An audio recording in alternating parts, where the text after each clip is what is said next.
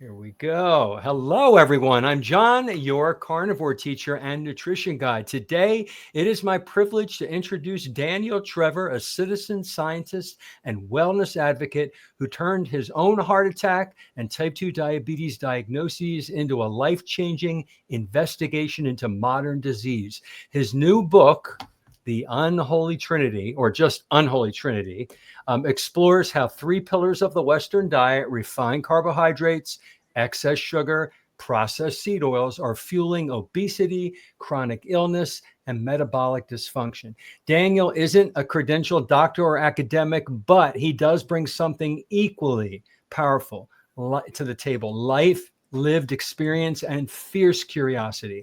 After reversing multiple silent diseases on his own, he dove deep into nutrition science and clinical data to uncover truths few dare to speak. Today, we're going to dig into how these everyday foods quietly erode our health and what people can do to reclaim it. So, welcome, Daniel. I'm happy to have you on. Oh man, John, I got to hire you as my PR person.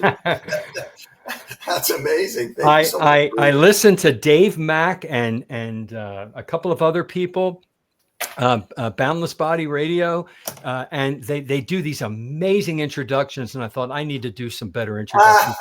I beefed my intros up a little bit. Thank you. And I like we were saying before we went live, I just love the fact that I met another person from Philly. Yeah. Hey. Because I just, because sometimes I'll tell the interviewer, I'll say, look, I'm not a doctor. I'm a citizen scientist, but I'm just a lower class street kid from Philly. So I'm a little rough around the edges, but I know a lot now because very early on, I was lucky to learn how to study well. If there was something, I had to be interested in it though. So if there was something I was really interested, you couldn't keep me from it. And after I had the heart attack, I was never more curious as to what the hell was going on. So I thought I'd add that in there. All right. We'll get into that for sure. What part of Philly did you say you're from? I am from Northeast Philly. I went to Northeast Catholic High School for boys, all boys. Yeah. Right? Yeah. And, just priests and that kind of thing. And it was a tough neighborhood. It was, that kind of thing. It's actually the neighborhood I grew up in. It was called Kensington. Yeah. Which is now, all these decades later, the fentanyl capital of the East Coast. Oh, wow. Man, it's just like sad. I'm thinking, oh, wow, I'm seeing these people all bent over and everything. I used to live 2 blocks from there. Wow. So it's pretty. So that's that's where it's from, Kensington area in Philly. All right. Not bad. My parents grew up in South Philly. A couple of uncles moved to Northeast Philly, and then I grew up in the suburbs. We grew up in King of Prussia, Pennsylvania, and a lot of relatives in Wayne, and the whole main line area had a lot of relatives, and my parents worked on the main line. So I stayed there until 2001 and then left. Wow, that's great. Yeah. So let's get into you now. Let's get into your book. What happened that led you to write Unholy Trinity? You describe yourself as a wellness warrior who thought you were healthy until you weren't. And would you share that turning point? Yeah, I was, one morning I just, I thought I was pretty healthy. I mean, I was like the average person. I didn't know. I got my nutrition information from the news or from a magazine or something like that. I don't know. 1 week coffee's good, next week coffee's bad. I didn't know anything about anything. And so anyway, so I had the heart attack and I almost died. And I thought, I need to figure this shit out. So, I need to figure this out. So I took the dive into the science, and as I did, what I discovered absolutely blew my mind. It shocked and infuriated me because what we've been told to eat for 70 years is killing us. Yeah. And so I think of the book as 3 things because in all the research that I did a ton of research. In fact, my book has more scientific citations and endnotes than any other book, any health and wellness book at all in existence. I mean, most will have 100, 200, which is good because you want to know that the person who's writing it has science that's backing up what he's saying. So none of it's Daniel's opinion. I have 1,227. Wow. And because I knew I needed to have that backup because I knew there were going to be people who say, hey, he's not a doctor, he's not a scientist, why the hell should I trust him? I say, don't. Look, again, none of it's my opinion. Just think of me as a friendly relay point of what the best of 21st century science has to offer for your health and wellness, and fix yourself. I did, you can too. And that's basically my message there because, again, I was fortunate enough to know how to study and analyze data really well. And so I took the dive, and it's just, I chronicled everything, and then I put it all together into this book. And then I started reaching out because I didn't know really what I had. I started reaching out to these people that I was admiring. Mm-hmm. Because after the heart attack, I went to Google University and YouTube University and PubMed and all these studies and books, and I just immersed myself there. And I found this guy, one of the early guys. I found people like Eric Berg and David Perlmutter and Ivor Cummins, and then there was this one guy named Dr. Ford Brewer, and he had this video. He titled it something like "How to Reverse 20 Years of Arterial Plaque Like I Did." I thought, well, I need to watch this, right? So back then, this is a few years ago, his videos were very complicated, and I had to watch it a few times because. And I had to clear some terminology because that's the biggest barrier to studying anything new, the terminology and nomenclature. Sure. Just like they say, you can't whistle the tune if you don't know the notes or something like that. But anyway, so he was just brilliant at all this. And I really got to find out what is a heart attack, what takes place, what are all the different enzymes and things that go on in arterial health and so on. So I reached out to him, and he was fantastic at all the testing, because that's a big thing that doctors don't know.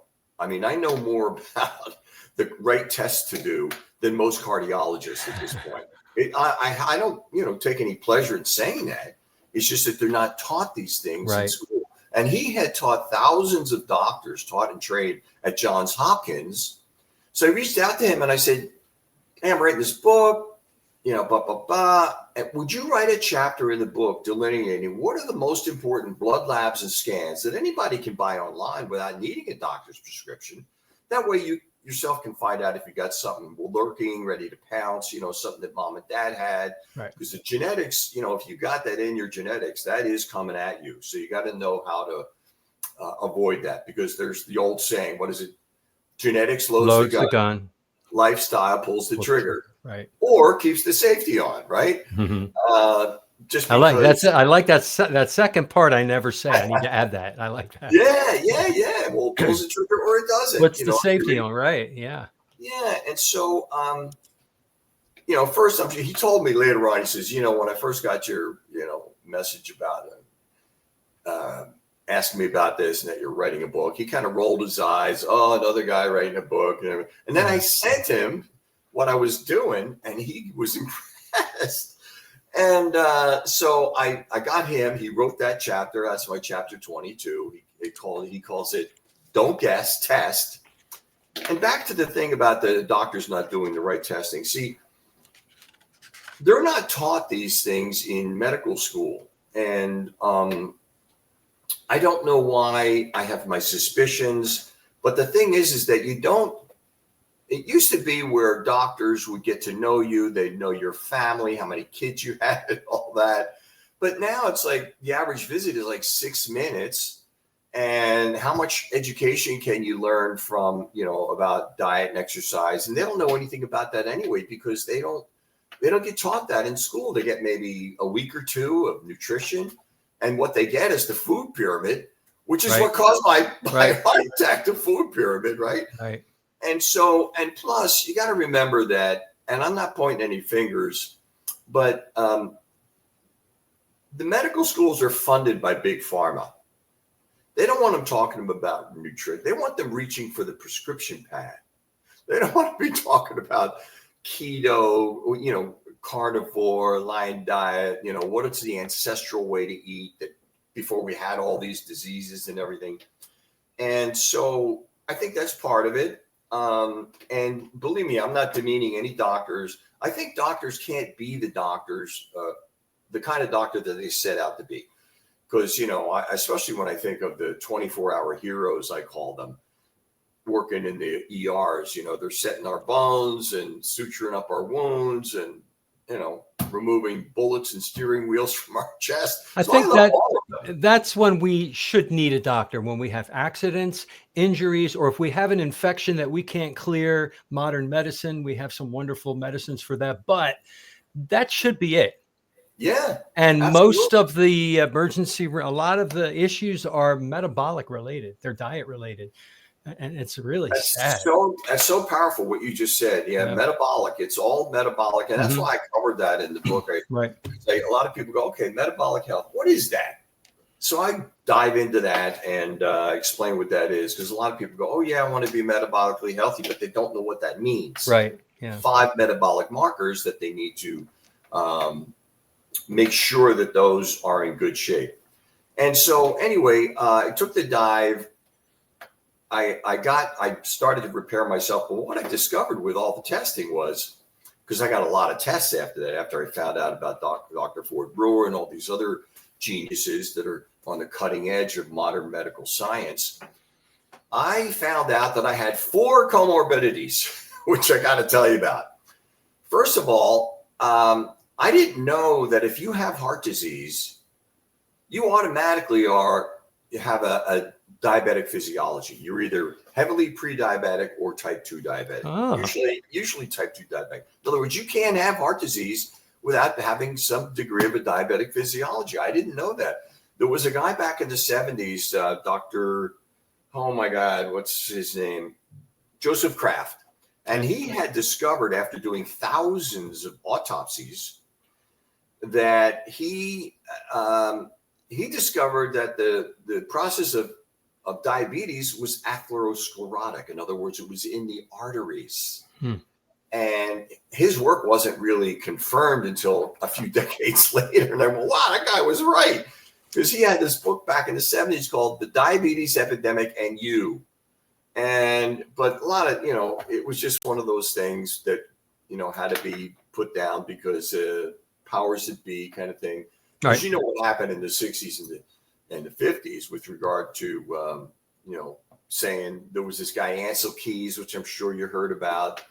And he came along and said that he had this theory that it was the meat and the butter and the cheese and the saturated fat that was clogging up the arteries. And it's not that way at all. It's totally not that way. But that stuck. It stuck. And the pharmaceutical industry and everybody jumped on the bandwagon, and the government sealed the deal. You are so right, John. That is just such amazing. Yeah, you're right. Yeah, because he came along. What had happened was, and I have a lot of charts and graphs and images in the book. I like to give the reader an easier time of it. And I think it's the 3rd image in chapter 1 where I show this graph where it's going from 1900 up to 1955. In 1955, that's when President Eisenhower, United States president, had a heart attack. Yeah. And it was a big deal because there was a lot of people that were dropping in the prime of their life from heart attacks and heart disease. And the heart disease and the heart attacks were gone, like I said, from 1900 here up to 1955. And that it's just like going from bottom left to top right. And do I have that right? Oh, yeah, probably like this, where you're going. Yeah, there you go. Wow, that's it. So 1955. And so, but what they discovered was the reason for that back then, they didn't find this out till years later when they came up with this thing called electron microscopy, where they could snake up these little cameras and take pictures of what's going on in there. And they discovered this thing called the glycocalyx. What is that? The glycocalyx is this hairy, fuzzy-like lining of the artery walls, which acts as the first line of protection against what's called small, dense LDL particles, which are the source of our heart disease. What happens is what they discovered was smoking destroys this protective glycocalyx. So what happens is these small dense LDL particles, also known as SD-LDL, they can invade the artery wall through transcytosis. They get stuck underneath in what's called the intima media space. I won't get too sciencey on you here or your audience. And then it builds up this plaque over time. And there's a lot of science that goes into that. But anyway, it builds up this soft, vulnerable, inflamed plaque that at some future stress point, whether it's a physical stress or an emotional stress or a combination of both, it can rupture through the artery wall and spill into the lumen, which is where the blood flows, right? It touches blood, creates a clot. The clot goes downstream, so to speak. And if it goes to your heart, you have a heart attack. And if it goes to your brain, you have a stroke. So this is systemic. It's all through your body, these different places, right? So it's not like you're just having a heart attack in your heart. You may have had it in your left elbow or something, and then it traveled its way and made your heart attack, that kind of thing. So anyway, then they found out later that there was a worse destroyer of the glycocalyx, and that was the refined and processed carbohydrates from grains and sugars. It's like, what? So we just substituted one destroyer of the glycocalyx with a one that's worse. Which is what the big tobacco companies did when they started realizing, they didn't have their income because everybody knew smoking was bad. So now they started funding the processed food industry, which is loaded with starch, sugar, and seed oil. What a great point. Let me tell you about that. They saw that was in, you probably know this. I'm not telling you anything new, but for your audience, in the 80s, they saw, people were listening to the Surgeon General about, stop smoking and that kind of thing. Smoking did go down, and they're going, okay, so what? So they started buying up the big food companies. They bought Kraft, they bought Nabisco, General Foods. I mean, and they brought their addiction scientists from big tobacco over to big food. And when I say addiction scientists, I don't mean scientists to get you unaddicted. We want the person to eat the whole bag, not half the bag. They even brag about it, don't they? You can't stop with just one or something like that. Yeah, right. Bet you can't eat just one. You know, so that kind of thing. And it's just so it's more bottom line and profits than what's good for human beings. So we really have to, I don't know. It just seems like throughout history, you see when you get money next to human beings, something weird happens, and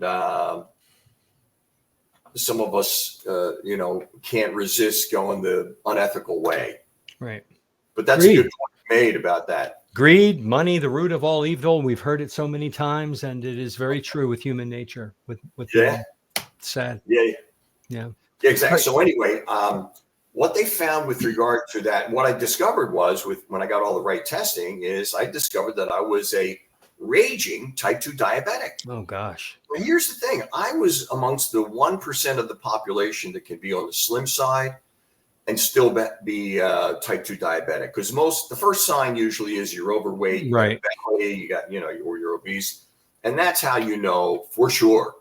But the problem is with the doctors, they'll go, I was talking about this with Ken Berry. Most doctors, what they'll do is they'll check your fasting blood glucose and your A1C. And if you're normal, they'll say, okay, good, I'll see you in a year. No, they don't do, even the American Diabetes Association, which I don't trust as far as I could throw them, even they say there are many, many people that can test normal for fasting blood glucose and A1C and still be a wildly out of control type 2 diabetic. They don't do this other test called the OGTT with insulin. That stands for oral glucose tolerance test with insulin. Now, I've got all these in the book and everything, and, or you can go to my website. I have it up there too. And I'm not selling anything. I just want people to get the information so they don't have to go through what I did. I'm not selling any vitamins or powders or t-shirts or anything. And that's fine. I don't have any problem with anybody doing that. It's just that I would rather people just get my information and go get it. And so you can go to my website, click on, it's danieltrevor.com, of course, and then click on blood tests and write down, I got about somebody asked me, what are the top 4 or 5 tests that you would recommend, you and Dr. Ford? and I have them right there. So again, you can either order them there or just take them to your doctor, write them down, say, hey, doc, I want to get these. You know what happens too many times? I was discussing this with Dr. Chafee. You know, you'll take these, hey, doc, I was listening to John, the carnivore teacher, and I heard about this test, and I like to get this one and this one and this one. And the doctor too many times will say, you don't need that. Yeah. You're fine. You don't need it. You're just fine. And the only reason they're saying that is because they don't know what it is. They wouldn't know how to analyze your results anyway. Yeah. And the last thing that most doctors want from their patients is homework. They don't want homework. And too many of them are too proud to admit that they don't have the knowledge. So they don't want to be embarrassed by this patient who may be learning more than they are. You know, they have this, they're wearing the white coat and the stethoscope, and, you know, most people bow down to that. Oh my God, you're exactly right. That's why that's another thing I love Ken when Ken says, he says, yeah, listen, these doctors, they're just dudes and chicks in white jackets. Yeah, I remember. Dudes and chicks in white jackets. So don't, you know, it's not like, you don't have to look at them and think knows all, sees all. And because that ain't the way it is, you know. Exactly. But anyway, and again, not to demean any of them, they're working hard. They want to help their patients. It's just that they're the type of training that they have, they don't get. You have to be able to sort out what are the most important and what are lesser important. You know, it's relative importances. In other words, your steering wheel is more important than the cup holder. Mm-hmm. Your brake is more important than the radio, the car radio, you know what I mean? And you got to be able to go, okay, so, and they leave out some of these really sophisticated, you know, tests like the NMR lipoprofile. Mm-hmm. NMR, that stands for nuclear magnetic resonance lipoprofile, or it's also called lipoprotein fractionation. And that detects how much small dense LDL particles you have and what kind of danger you're in. Most doctors, they don't know what is it that causes the LDL to become so small and dense, the baddest kind? Because I teach that, you know, and I'm not a doctor. I'm just a citizen scientist like you are. LDL by itself, the low density lipoprotein, is something that we actually need and use. It makes testosterone, it makes the myelin sheaths around our neurons, it makes all these things, helps to make vitamin D, our bile. But then they break it down into these other kinds of LDL. And those small dense we hear, is it oxidized? Does it go bad? What causes that particular kind to cause atherosclerosis? Great question. Man, you really know your stuff here. Your audience should really appreciate it. I'm getting there. No. It's a great question. See, first of all, most doctors, they look at your total LDL. Right. You know, and it's usually it says on your blood test LDL-C. Right.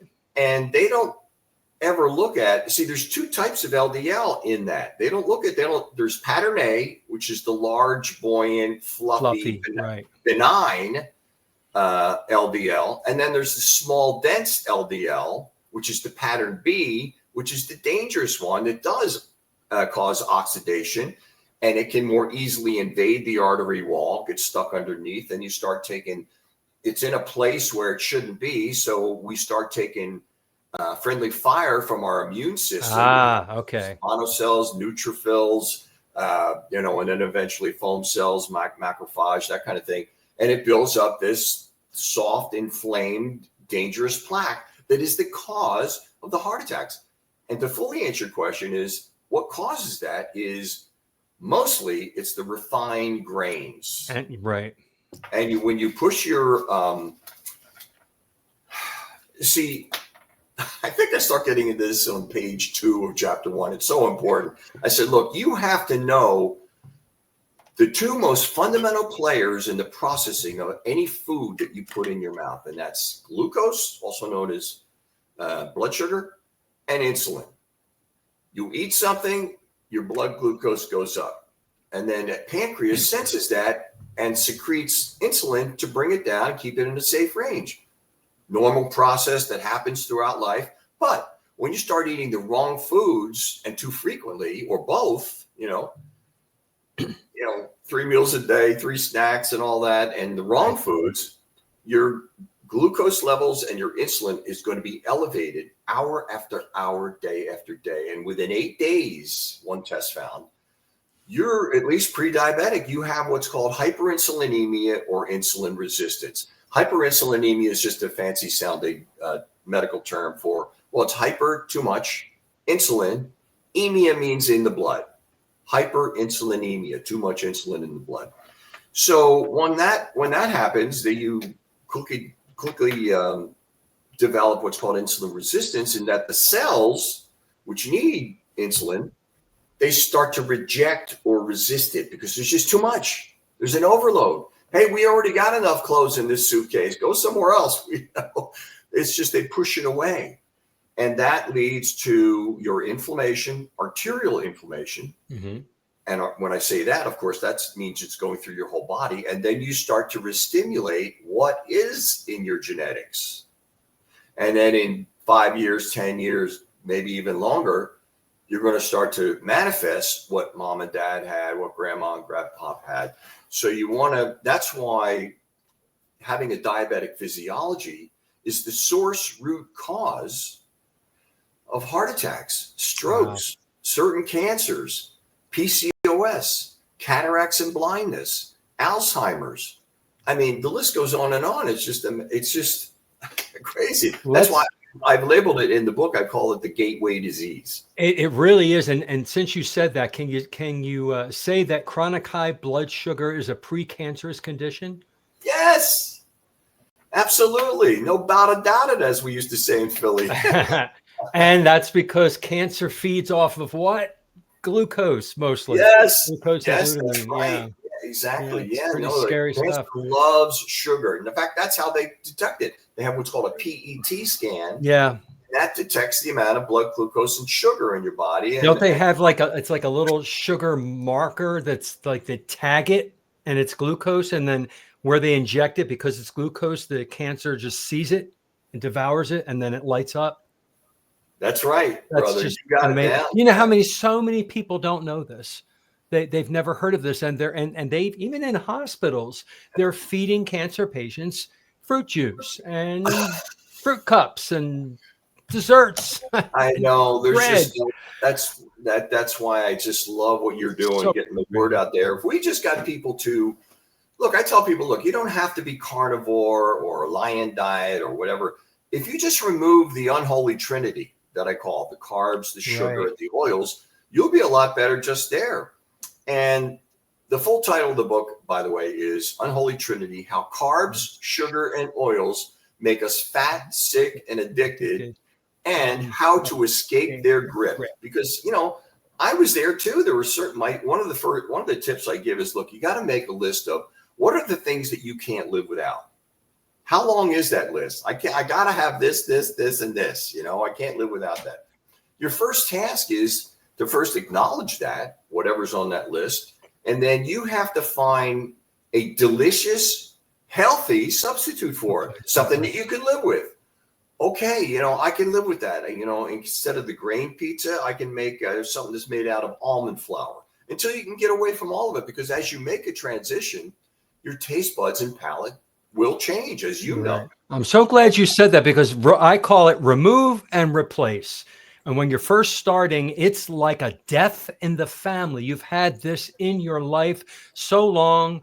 You enjoy it so much. It's so much part of your pleasure center. And then just to remove it, of course, you're going to go back and eat it, because it's a withdrawal. It's like an addiction. So I couldn't do it. Yeah, I either could. So I replaced mine with various different things on different categories, and then very slowly took those things out until all I eat now is meat, fish, eggs, and animal fat. But if I were to just start eating that, somebody said, John, just, go on carnivore right now from the standard American diet and just eat these foods, I'd fail. And I'd say, you're crazy and you're insane. So for most people, it's a process of adjustment. Exactly. Because there's no education on any of this, as you know. And that too. Right. But what I do offer, people that visit the website, and I'm not, again, you can buy the book, don't buy the book, but I put out a weekly newsletter, and it's kind of like the book, but in, bite-sized forms. And I got a good one coming out this Friday. It's once a week. It's a 10-minute read. It's nothing, I don't bombard people with anything. You can unsubscribe at any time. But what I do is I send out, if you go on there and you get on the mailing list, I send out a free preview of the book, which is a PDF of the first 48 pages. That way people, I don't know any other authors that do that. That way people can get a taste of it, say, hey, I like this, and then they can go to order. But I'd rather people just get the information and that kind of thing. But, we got some big changes coming because, the whole idea is where I was going with this whole thing with people don't have to be carnivore and all that. It's just that we want to get these bodies into a state that we used to have for hundreds of thousands, if not millions of years, right? And that's in a state of ketosis. And there's 3 types of diets basically that put us there. It's the keto diet, which is mostly animal products. It's the carnivore, and then the lion diet. I had a big misunderstanding on that too. I thought when they say carnivore, you're only eating meat. Right. No, like you said, carnivore is just animal products, eggs, beef, butter, salmon, whereas the lion diet, that's just meat. Right. They don't eat eggs or salmon or butter, that's just, so that's, I had to get that. Judy Cho told me about that, and I didn't. Mm-hmm. Well, everybody has their definitions, and there's nothing really solid. I mean, what somebody calls a ketovore, well, who defined that? Nisha Berry created that, Ken's wife, just out of thin air. And now everybody uses the phrase ketovore. What's a ketovore? It's, 10 grams of total carbs or less with maybe some berries. I mean, who defines these? But it's true. It's true. And you got to do the testing, because I discovered as we're doing this experiment on our own, as we're transforming our bodies, the more I removed plants and added in more animal products, number one, the better I felt. Yeah. And number two, the better my blood labs looked. And I'm thinking, well, damn, man, I'll go with that, because we have to follow what our bloods are saying, so that we know if we're on the right track. Because I feel that if you're not testing, and especially if you're overweight or obese, and you're not testing, that's like driving down a road without a speedometer or a steering wheel. You will crash. You go, wow, how did I get this? I know my mom and dad had it, but I didn't know I was going to get it, because my doctor said I was fine. And so you have to do the right testing and, like that. But I think we're coming into a big new era with this whole MAHA thing. I don't know if you know about that. Make America Healthy Again. Mm-hmm. Yeah, because I think it was back in February, I got a call from Dr. Eric Berg, and he, because of the success of the book, he invited me onto this, what's it called, the MAHA social media working group and that kind of thing. And so we're really making big strides there, because there's been so much corruption over the years. In fact, I think it was just last week or the week before, Dr. Marty McCary, who's our new FDA commissioner, and FDA, of course, means Food and Drug Commissioner. There's been so much corruption there. Oh. And he finally said, and I have it written here, it says, and this is a quote from him, "We are rewriting the food pyramid, which was a broken piece of health misinformation that did a lot of damage to American health." It's like, whoa. Right? That would be cool. I can't wait to see it. Well, I do. I can't give you, I know about it, because we get together every few weeks over Zoom meetings. And then I want to give you a couple more. He says, no longer are we going to have a corrupt food pyramid and U.S. dietary guidelines. We are going to end the 70-year demonization of and war on natural saturated fat. Saturated fat is not the devil the entire healthcare system has pointed to. I'm thinking, oh, fantastic. Finally. Yeah. Finally. So that message is going to start to get out, because there are 0 studies saying that eating red meat causes heart disease or cancer. Well, the studies that say that are these very weak observational food frequency questionnaire studies that they put so much weight upon that are empty. And I don't know why they stick. And every person you go up to in the street will repeat them. Everybody, saturated fat, cholesterol, heart disease. It's just ingrained. It's an echo that has been repeating for decades, that I hope that the government and this new food pyramid. I hope we can finally start changing this in the correct direction, because this Well, is that's what we have. The elite of our MAHA group, which is Robert F. Kennedy Jr. Mhm. And, you know, he knows a lot about the corruption, because I remember watching his confirmation hearing, and he says, you know, I have sued these companies and these government agencies. And when you do that, you get a PhD on the behind the scenes corruption that's going on. Mm. Whoa. So he's at the head, and he's going to come down on it. And then we have Dr. Marty McCary, who is, I just read you his quotes. And then we have Dr. Jay Bhattacharya, who was at the forefront of trying to reveal the truth about the COV. I don't want to say it because I know YouTube doesn't like anything about that subject. The COV, you know, what your audience knows what I'm talking about. And then we also have Dr. Mehmet Oz, Dr. Oz, and he's, you know, these guys as a team are totally locked into the natural way of eating and ancestral way of eating, not this nonsense food. My big concern, and I won't go into detail like you just can't because of the COV, is this is all currently, and maybe you have some insight into this, it's currently locked into politics. And we are so divided in our country right now. And because it's MAHA, which is MAGA, it's connected. You have more than 50% of the people who will never listen to it. You have more than 50% of the people that are going to disregard this because it's politically charged. I wish, I hope, I pray that we can take these truths, this information, and not connect it to politics somehow, even though it's coming from the government. It needs to be widely available to every American, regardless of their political beliefs or persuasion. I don't think anybody has an answer how to do that, but that's my big concern with the MAHA movement. The thing is that I'm having a little breakthrough with that, because I point out to people, there's a whole thing on my website, not a big section, but there's these emails they send. I say, look, health is not political. Agreed. There's no doctor or emergency room that's going to ask you, are you Democrat, Republican, Independent, Marxist? You know, they're just not going to do it. That's just not part of it. You know, there's not Republican kids and Democrat kids. There's just kids that deserve healthy food, and not with all these additional chemicals in it and that kind of thing. We want them. I mean, you know, there's so many of our teenagers now are diabetic. They are so sick. I just, see it as a teacher. It's not political. Come on. We want to help people be healthier. Yeah. Go be your Democrat, your Republican, whatever you want to be, but health is not political. And I'm trying to get that across. Good.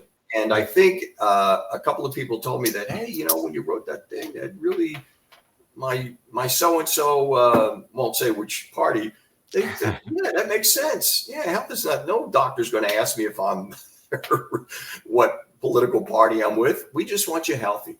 And my liver is not a conservative, and my kidneys are not liberal. And, you know, my hunger is not voting.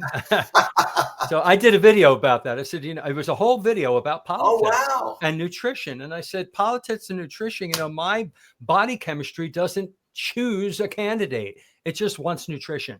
You got to send me the link to that. All right. It wants protein, fat, vitamins, minerals. It doesn't, you know. Yeah. Yeah, no. You see, what I look at my book as three things, basically. It's a how-to book on how I reversed 4 comorbidities. I still have 2 more to tell you. Yeah, I want to hear about the other 2. Yeah. And then secondly, it's an expose on big food, big pharma, big medicine. And then lastly, I look at it as what you would call a data evaluation and analysis of this. In 1930, the obesity rate was 1% in the United States. Yeah. We are now approaching 50% in under a mere 100 years. Never in human history has a population gotten so fat and so sick so quickly. You got to say, what the hell's happened, or what did happen? It's not genetics. You pull the strings and you do the analysis of all the data and statistics, you find out that it's the introduction in the 20th century of what I call the unholy trinity of the carbs, the sugar, and the oils, in the amounts and concentrations never before seen. I mean, it's just amazing. I mean, in 1900, that's when Hershey's came up with their first candy bar. Yeah. And then after that, it was like, oh my God, it's just, and then it's, you know, the oils, they weren't even in existence until 1865 with cottonseed farming. And then they started doing other vegetable oils, and they were considered a toxic waste. And then these two guys from Europe came over to Ohio, and they looked at a bucket of it, and it resembled lard, which is what people would cook with. And they thought, hey, well, why don't we sell to people? We can make some money. And that was William Procter and James Gamble. Procter and Gamble, right? And they came up with this product called Crisco, and it started flying off the shelves in 1910, 1911. Wonderful commercials. Look at it. It's shiny, it glistens. It's just like lard. And then the wives bought it and made cakes with it. Yeah. And then they didn't find out till about 90 years later that Crisco has more trans fat in it than any other type of food. And trans fat is the most deadliest kind of fat you can put into a human body. And I wonder if that had anything to do with the fact that if it's flying off the shelves in 1910, 11, the very first medically recorded heart attack was 1912. And cancer wasn't even like a thing, as they say, you know, until the 30s. And now those two are our biggest killers. You're right. Heart attacks and stroke and cancer. Yeah. See, in 1900, people died of infectious diseases, you know, tuberculosis, pneumonia, influenza, maybe some gastrointestinal, because we didn't have refrigeration, and sometimes we'd eat something nasty, and, you know. But then now, you know, by a few decades later, they became our biggest killers, like by the chart I showed you about 1955. And there's still heart disease and cancer. And it's because of the promulgation of the SAD, Standard American Diet, in all the westernized countries. Yeah, it's bad. Can you explain to my audience, because you and I know this, we take it for granted because we learned it as citizen scientists. But the average Joe on the street, I know, I have so many friends, I say it, and they look at me like I'm from Mars. All right, I'm eating whole grain bread, brown rice. I am really watching, I'm having healthy this and healthy whole. How is that sugar? And I explain about how starch and carbs and glucose, and they don't know this information. So this is part of your unholy trinity. Explain how carbs convert into this sugar and add on to the sugar that we also have, causing this terrible epidemic. Great question. You know, great minds think alike, because you and Ken Berry, he asked me the same question. He said, before your heart attack, he says, what kind of diet did you have? Were you sitting on the sofa with the Cheetos and Coca-Cola? I said, well, no, I knew enough not to do that. But my problem was I was totally sold on the propaganda and the bullshit of, air quotes, heart healthy whole grains. I didn't know that when you eat these heart healthy whole grains, that they turn into blood glucose and sugar in your body. Fast. It raises your blood sugar up like this. I didn't know that wheat and grains raise your blood sugar higher than a Snickers candy bar. Yeah, isn't that amazing? Like, there's so many shocking things that I found out. I didn't know any of that. And I think, oh yeah, well I'll have a whole grain muffin instead of a a regular muffin, and I'll have my oatmeal. And our friend Dr. Tony Hampton, he did a video comparing oatmeal to a candy bar. Right. And just though, people think they're doing themselves a favor by having oatmeal instead of bacon. I did the same thing. I was doing the oatmeal, the granola, everything whole grain. I was healthy. You kidding? I even did margarine for decades. Well, the way they make the wheat and grains these days, oh my God, I covered that in chapter 10. It's called Are You a Wheat Addict? And what they've done, see, I have a picture of a guy, well, it's his skull. He's 100,000 years old, and he's got perfect teeth. And I asked the reader, do you think he had an orthodontist, floss 3 times a day? No. So anyway, but after they started exhuming bodies, wheat and grains weren't around until about 9,000 or 10,000 years ago. And when they started exhuming bodies from after 9 or 10,000 years ago, in other words, towards the present, they started noticing tooth decay, missing teeth, the bones, their diameter and length was going down. And in fact, men shrunk 5 inches, women shrunk 3 inches, all these new diseases. And it was like, wow, it was just this disaster. And so what they did was, it always used to grow to shoulder height, right? But the seeds are where the wheat and grains come from. And what they did was, Big Ag came along in the late 60s, early 70s, and they changed it from this tall wheat to, they had this thing called chemical mutagenesis and radiation mutagenesis. And what does that do? It amps up this thing in gluten called gliadin, Gliadin. What does that do? It attaches to the opiate receptors of the brain. It doesn't get you high or relieve pain or anything like that. But what its expression is to make you crave more of the things that have wheat and grains in them, like your bread, pasta, cereal, waffles, biscuits, pizza crust, tortillas, and on and on. And, so you have these crazy, and when Big Food discovered this in the early 70s, check out this shocking statistic. The average supermarket of their food products, they have 60,000 products, right? 59,000 contain wheat or some form of wheat. I have all the aliases, so you got to read your all label. the names. Yeah, exactly. But it's mostly wheat. I mean, Twizzlers, the candy, you look at the ingredients, the second ingredient is wheat. Mm-hmm. I mean, they're really coming after our opiate receptors. It's all profits, bottom line. It's not what's good for human beings. So people do need to get this education. And, my biggest regret is having to have this life-threatening event that placed me on this path. So my biggest message to people is, hey, don't be like me. Find out what's going on inside you with the proper testing and fix yourself. Absolutely. And your book helps people get to that point. It's filled with good. Yeah. Well, I like to give the whole history of how we got here. That's what in the first couple of chapters and that kind of thing, because, the corruption of the different industries and so forth. And then I get into how we ate for hundreds of thousands, if not millions of years. Anthropologists and bioarchaeologists tell us that,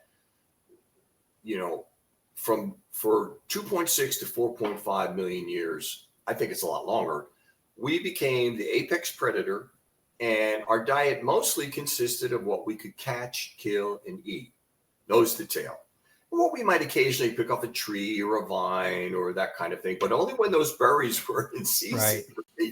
Right. So it was mostly just high fat and protein, very low carbohydrates. That's how these bodies are used to being fed. And that's why we have all these new diseases of modernity coming at us in this last century. Absolutely. Yeah. What are the other? Now let's go into the other two.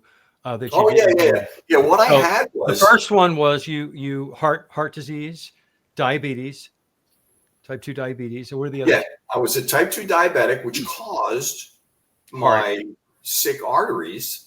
Did you actually have a heart attack? Did you have an episode? I did. You did? Yes. Yeah. Wow. I'm a heart attack survivor turned wellness warrior. That's what we put on the front of the book there. Let me see.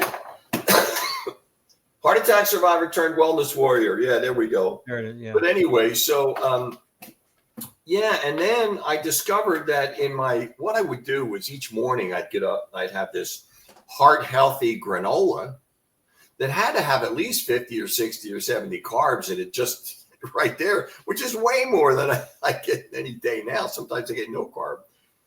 And then it had high fructose corn syrup. Oh yeah. And I didn't know about that. Yeah. I didn't know that high fructose corn syrup is the big devil behind NAFLD, which is what I had, non-alcoholic fatty liver disease. It's like, what? And I discovered this guy. There was this guy named Ivor Cummins a few years ago, and I watched a video of his. He had the same thing as I did. He said he had this thing called elevated GGT. It's a liver enzyme. See, most doctors, they don't check that. They check ALT, AST, ALT. They don't check the GGT. GGT stands for gamma glutamyl transferase, right? Why is that important? Life insurance companies, it's just money to them, right? They're not so much into medical science or anything. They got to know who to accept, who to reject, right? And they found that their number one predictor of all-cause mortality is having elevated GGT, gamma glutamyl transferase. Right. Why don't the medical community, they know what the insurance companies have figured out, because they've been damn good at that for centuries, right? The life insurance companies, any kind of insurance company. But anyway, so this GGT, it's supposed to be 65 IU or not IU, UL, 65 or below. I was 265. And then the more research I did, I found that if you have this in that condition, the usual cause of death is a heart attack. There you go. So is the GGT the predictor of high? It's definitely. They usually leave that out. They will check the ALT, ASP, ALT, like I said, but those are other liver enzymes. But they always leave out the GGT. That's I don't get the number one most important. I don't understand why they do that. So anyway, they just don't check that. So that I had that, and that's because of the high fructose corn syrup, which I didn't know anything about. I'm just like the regular person. I started going through my pantry and said, "It's there, it's there, it's everywhere." You're right. And so that's my downfall. And then at lunch, I would have to have I'd have a turkey sandwich with 2 heart healthy whole grain slices, and that I didn't know a whole grain slice of pizza raises your blood sugar. It has like the equivalent of 6 teaspoons of white. People think the whole grain part makes it better. It slows it down like 3%. The absorption of the sugar. It may slow it down a little bit. That's it. It's the same amount of glucose. It's true. Yeah, that's right, John. Yeah, absolutely. Yeah, and they see it on the label. Yeah. Heart healthy. It says so right there. Well, they can't put that's false advertising, but they do it anyway. I mean, in these insurance companies with their mortality predictor lists, total cholesterol and LDL, they don't even make it onto their list. It's so crazy. So anyway, I love what you're doing so much, and wanted to come on and share some of these things. What's your fourth? I had osteoporosis. Did you? How did you find that out? Did you get a scan that showed that, or how did you scan? I heard about this bone density. Yeah, I had a DEXA scan, and I wrote that's all about chapter 13. And the first study that I have in there that I look at and I tell the reader about is how they're finding osteopenia and osteoporosis descending into lower and lower ages. And from this first study, they did a study between 35 and 50-year-olds, and they're finding all these bone issues, the osteopenia. Daniel, can we ask how old you are, and how old were you when they diagnosed your osteoporosis? Well, I got all of these about 4 years ago, something like that. I'm 77 now. Oh, you're kidding. But because of my, I'm at the gym every other day. You look amazing. Well, like I said at the beginning, you're going to have to be my PR agent. So I just turned 77 in June, a couple months ago. And so I just want to get this word out because, I have grandkids. I don't want to see them grow up and all that. I got things to do. And if I can help the Maha people and the whole group get the message out to avoid going what I went through. And, I think we've got people that think they own the planet that are trying to, I don't know, they look at us as an ant farm, I think. And they're always thinking that I think there's too many ants. We need to weed the population out, And the only place I get a little bit political in the book is chapter 12, which is called. That doesn't sound political to me. And I ask. It doesn't. The richest and the most elite of the planet are pushing plant-based diets, when throughout recorded history, those were reserved for slaves, prisoners, and foot soldiers. Right. So why is it? I mean, the elites always had as much meat as they wanted. So, I'm specifically talking about the World Economic Forum and the WHO and all that kind of thing. And but anyway, I don't want to get into that too much. That's all right. But I think that's connected to agriculture and what's subsidized and the money and the farmers. And it's not really what's best for our human physiology. I know. It's so unfortunate. But if we can get people to become aware of it, and I'm really happy now that it's become an international bestseller. That's amazing. Congratulations. This is just, it's a beautiful book. It's a nice, big, thick, hardback book compared to my little skinny guy. I went through the publishing process for the very first show. Now that I know how to do it, and then when this came in the mail, which you sent me, I was like, wow, this is amazing. I'm getting ideas how to set my book up now. I'm like, well, look what he did. So thank you. It's funny. So much. I got to tell you something funny. Kind of a funny story. I'll let you be the judge of whether it's funny or not. But when I was on with Ken Berry, well, before I got on, I was on with his people, his crew, and I said, and I'm new to all this. This was last year. And I'm new to all this book interview stuff, right? And so I said, okay, so if I mess up, we can go back and edit it. What? And he's got how many millions of followers and subscribers? Oh, I was a wreck. And they said, what? Like microphone in your face. And it was like, they said, what's the matter? I said, well, I did write the book and I do know the data, but knowing the data and running it smoothly over my tongue in a professional fashion, that's a little different. And because I was new to all this, but hey, so I went on there. What the hell? Let me just go do it and see what I did. And it worked out pretty good. I mean, I think I did okay. I'll let others be the judge. Dr. Berry is amazing. He is accommodating. He's a wonderful soul. So yeah, you were in good hands. Yeah. So, but that interview shot it to #1 on Amazon. And ever since then, it stayed in the top 10 for heart disease, type 2 diabetes, and longevity. It's like, he and Dr. Berg have millions of subscribers, so you reached a very large audience for sure. Yeah. So anyway, I was scared to hell. I was really scared on that. Well, it's just little old me on this one, so you're. Hey, come on! No, listen, I value everything. I think I've gotten a little bit better at it now that I've run some of this stuff. We really appreciate that. So, as we're a little past the top of the hour here. Share with our audience, with my audience, the name of your book again, where they can buy it, your website. If you have a YouTube channel, what is the YouTube channel? Everything where they can find you. Well, I don't have a YouTube channel. Okay. I do. It's danieltrevor.com. Anything they want to know about me is right there. They can get on the mailing list. I have a lot of videos up there of some of these interviews that I've done with the information there. They go there, danieltrevor.com, get on the mailing list. They get that free preview, the first 48 pages. And, that kind of thing. That way they can stay in touch. And every Friday or Saturday, I'll send something out to the crew. And it's a combination of, sometimes there are things from the book, other times let's say a new comes out and announces such and such, so I'll cover that and that kind of thing. But anyway, so like that. I don't have the YouTube. You're way ahead of me with that, pal.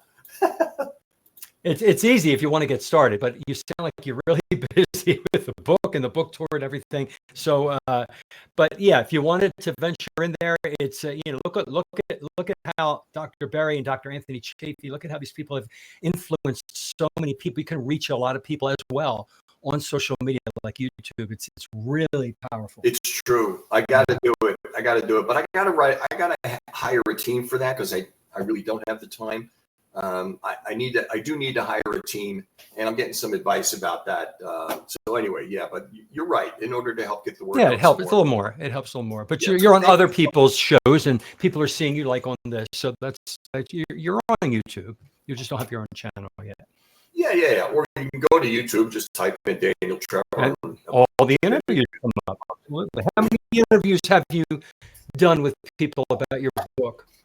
Oh God, I don't know, 25. There you go. 30 That's on that's all you need. Substack. Most of them are on YouTube, but I have a lot of Yeah. them on my website. Like I said, danieltrevor.com. And they can get there. All right, I'm going to put that in the show notes. DanielTrevor.com. Get the free preview. Get it on your mailing list, and where to get your book. Everything. It's going to be Right, and the book again is Unholy Trinity: How Carbs, Sugar, and Oils Make Us Fat, Sick, and Addicted, and How to Escape Their Grip. Because they are addictive. They right? are. They are. We all went through it. They are. Yeah. John, thanks so much. Daniel, for having it me. has I really been a appreciate pleasure. We need to do this again. This has been Yeah, fantastic. definitely. We'll do a take two. Absolutely. Thanks for reaching out to me for this, and for sending me your book. I